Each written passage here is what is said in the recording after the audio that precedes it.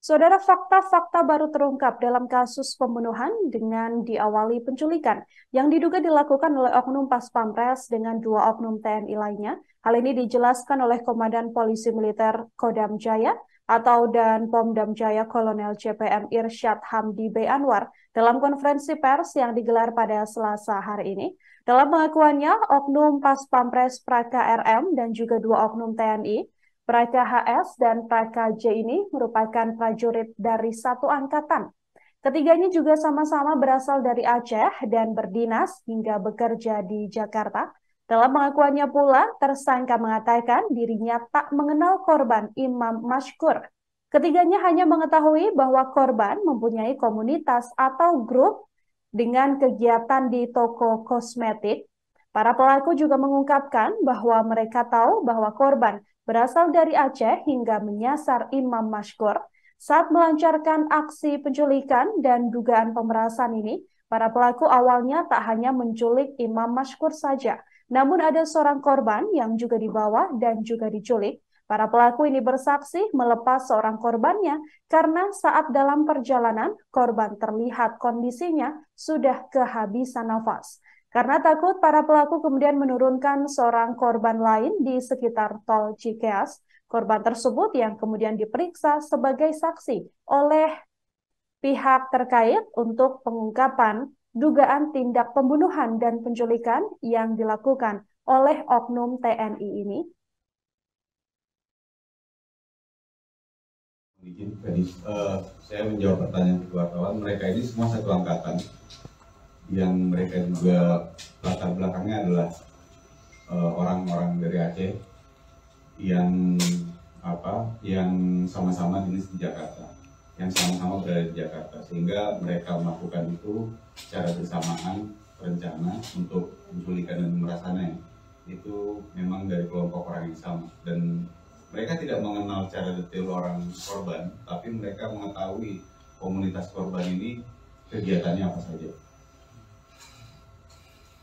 Berarti sebelumnya tidak saling kenal atau bagaimana? Dia tidak saling kenal, tapi tahu komunikan yang korban ini adalah berasal dari Aceh. Komunitas orang-orang Aceh di tempat itu apa kegiatannya mereka tahu, sehingga mereka melakukan tindakan tersebut. Komunitas orang penjual kosmetik. Pak, apakah sudah ditemukan dari penyidikan awal ini obat ilegalnya itu yang seperti apa gitu jenisnya atau Nah, ini masih dalam pendalaman lagi. Kalau daftar obat G itu kan macam-macam, G itu kan macam-macam. Nah, kami dalami lagi yang korban ini apa saja jualan obat yang terlarangnya, karena itu masih dalam tahap penyidikan. Polda pun juga masih dalam pendalaman juga dalam masalah itu. Sejauh ini sudah berapa saksi kemudian dari mana saja? Saksi yang sudah kami periksa jumlah 8 orang, baik dari pihak keluarga, pihak korban yang pada saat kejadian pertama itu menolong korban untuk supaya tidak diculik. Jadi mereka ini datang, kemudian berusaha mengambil korban, tapi sebelumnya warga sekitar toko itu coba memberikan perlawanan. Nah, itu ada 3 orang yang kita periksa, keluarganya, kemudian saksi-saksi lain yang dalam proses penculikan dan pemerasan ini menjadi korban. Ada satu juga korban yang diculik. Sebenarnya yang diculik itu 2 orang, tapi yang satu dilepas di sekitar tol Cikeas atau di sekitar tol Cikeas itu dia dilepas. Karena mendapati korban ini sudah kondisinya agak nafasnya sudah susah. Nah, karena ketakutannya kira korban yang satu dilepas. Nah, itu juga kita periksa sebagai saksi. Untuk korban yang satu ini yang fotonya sempat viral itu Pak, yang pundaknya banyak. Itu bukan. Itu hoax. Itu tidak ada kaitannya dengan kejadian ini. Oh, berarti yang video viral jadi konfirmasi bahwa yang pundaknya di cuti itu bukan korban ya? Bukan. Itu bukan salah satu dari saksi maupun korban.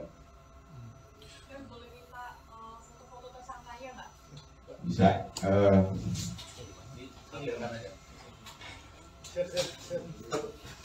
Ini korban tersangka atas nama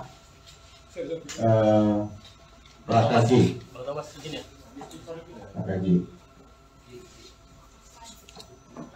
Ini proses pemeriksaannya. Ini pemeriksaan Praka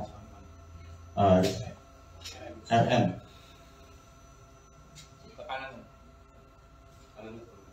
Ini Praka HS.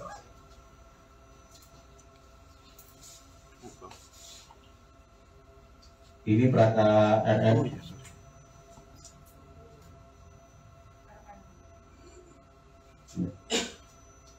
Ini proses pemeriksaannya.